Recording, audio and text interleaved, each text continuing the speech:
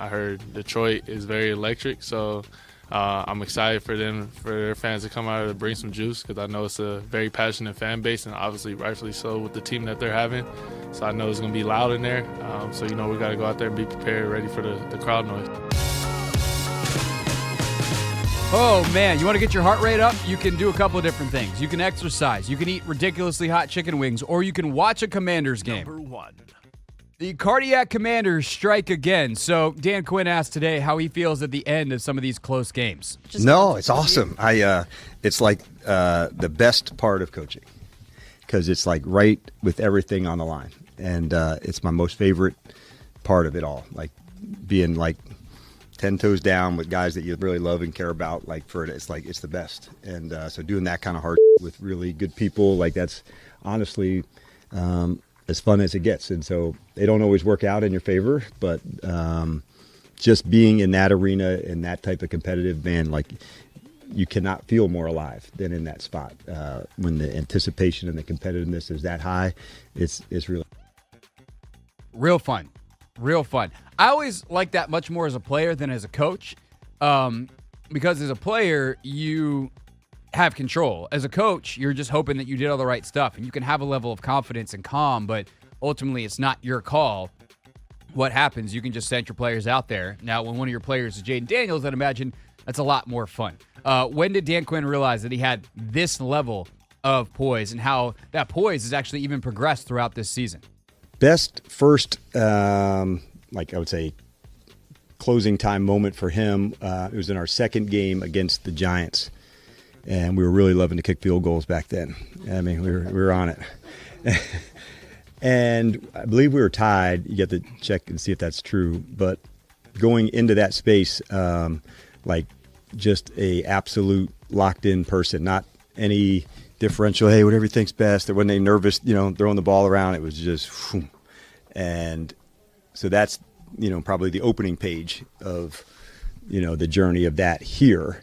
And there's been a lot of chapters in between that have earned that. But that would have been the first chapter, that in that moment of his first drive to go win a game, he had played that thing hundreds of times. So it wasn't a hope or, this should be fun. It was like, this is going to go down. So that was probably chapter one.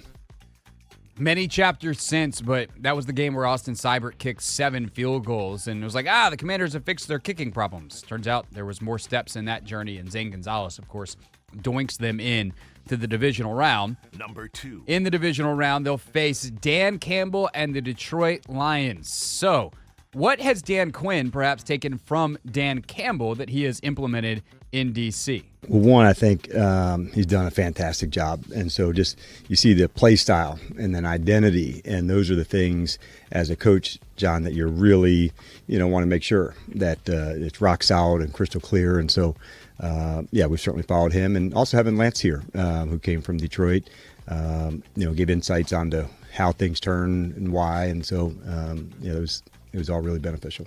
And then with guys like Zach and Bobby, has their impact made? So, play style. That to me is the number one thing that if I'm watching a Dan Quinn or a Dan Campbell team, I notice. Of course, from a game management standpoint, there's all the fourth down stuff. So, Dan Quinn asked today on being more aggressive and teams doing that now in a way that was not the case when he was the head coach in Atlanta the first time around that he was a head coach. Yeah, it's definitely different, and it has to do a lot with your team, too, in terms of how you play.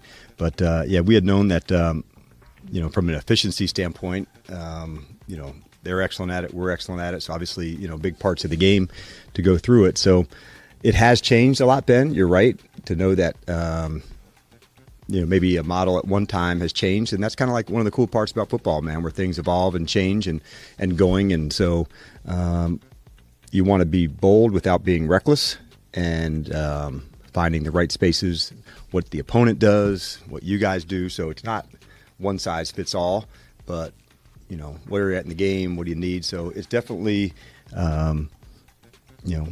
moved from middle of it to, near the top of the game making, game decisions.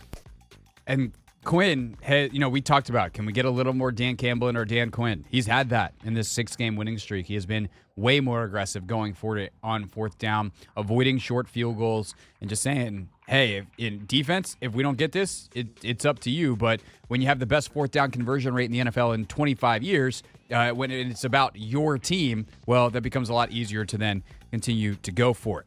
Number 3. Divisional round weekend, when you're the lowest seed remaining, means you get the team that's coming off the bye. Detroit has had a week off. They played, obviously, the very important final game of the regular season to get this week off. So what's it like playing this Detroit team, and what's it like preparing for them knowing they're coming off the extra rest? No different from our end. And just in terms of the what ifs, you don't go there. They've got a huge playbook. So for us to, draw some stuff up in the dirt and say this might happen, no way, no can do. And so there's plenty of stuff that they have that we've got to really be rock solid and ready. Like run game's excellent. The play back pass that goes off of that is excellent. So the matchups that we have to dig into. So more than anything, our consistency does come down to us. It's that communication to go, and communication is big. All the shifts and motions they have, the crowd noise. It's an absolutely fantastic, place that'll be lit. And so those are the things that we have to put our time and attention on, the things that we can control. Got to stay the same. That has been Dan Quinn's message all season long, and it doesn't surprise me to hear that. They're on an extra rest. Okay, what are we going to do about it? We're just going to go out there and play football. And by the way, Commanders are on a short week because they go Sunday to Saturday.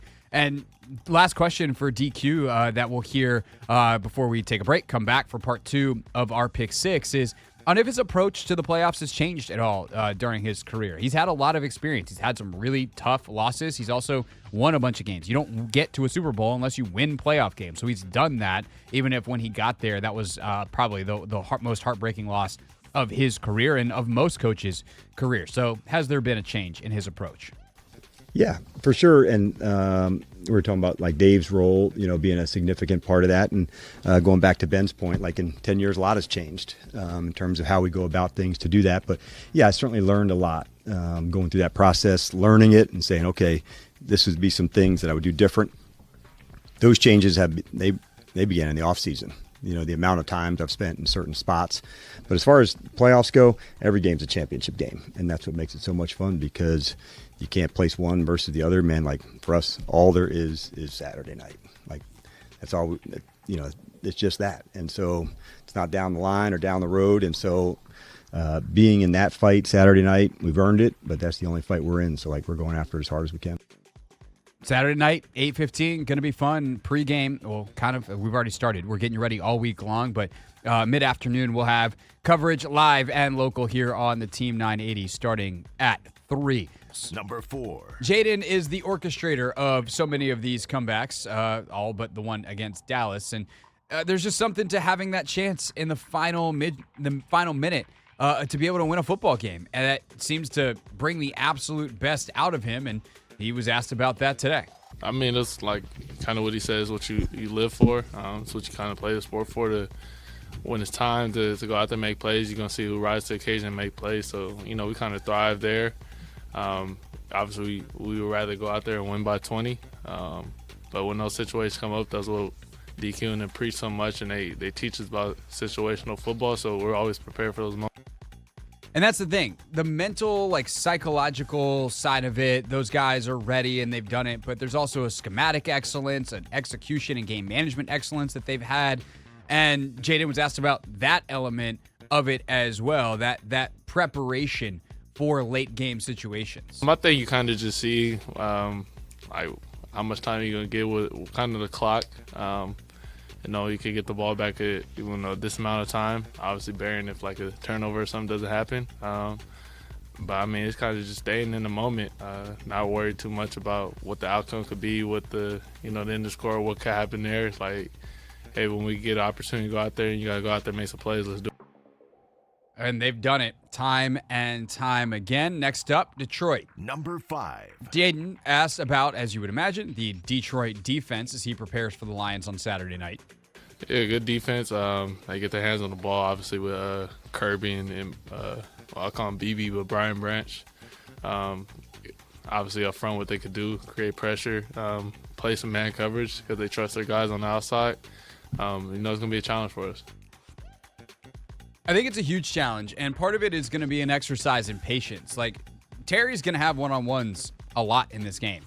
When do you send him deep? When do you throw those deep balls? How often do you take your shots? It's really tempting against man coverage to just dial it up, dial it up, dial it up. But can you actually be patient and just create, some chaos underneath? Run your mesh concepts, run your spot concepts, or I guess not your spot concepts, but run your stuff out of bunches that get you those easy spot routes underneath.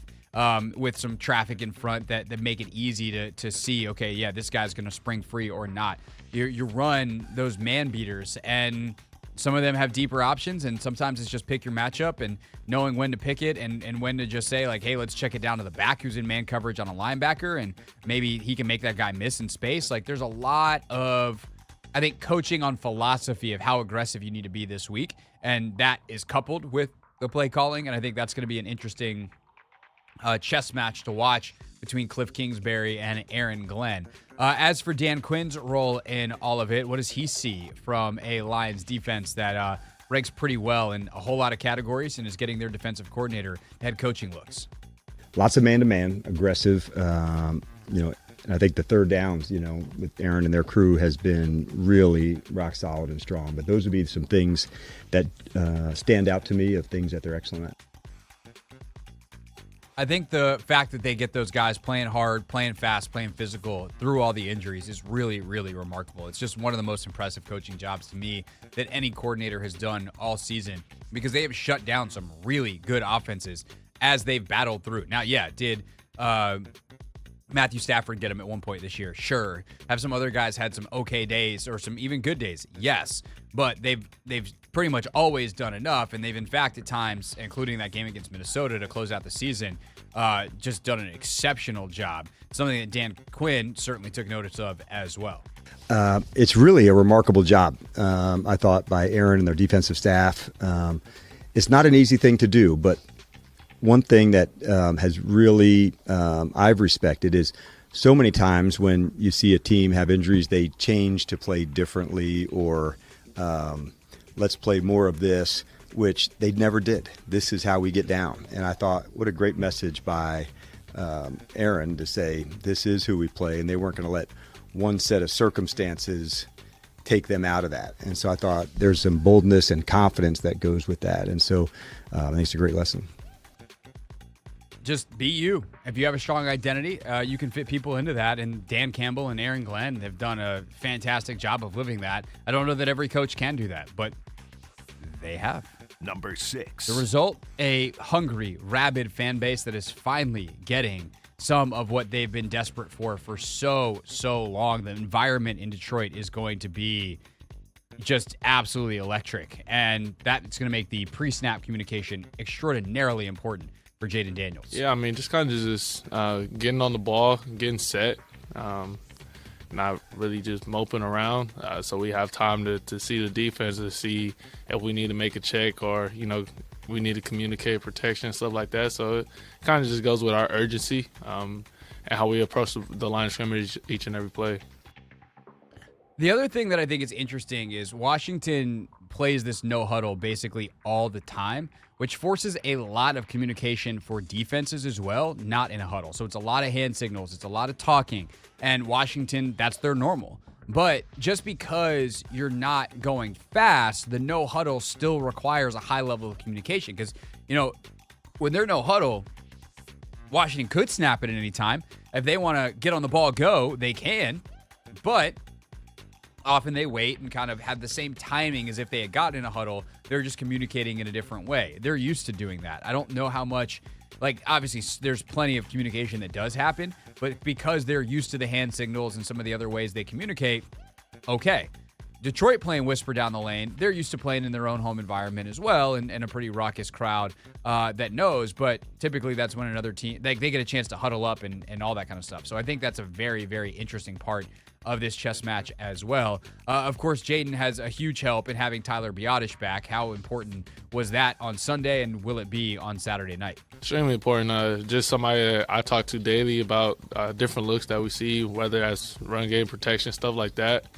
So just be able to be on the same page. So we see something we already know, like, hey, this is let's do this protection. Let's go here. Let's maybe flip this protection and go this way.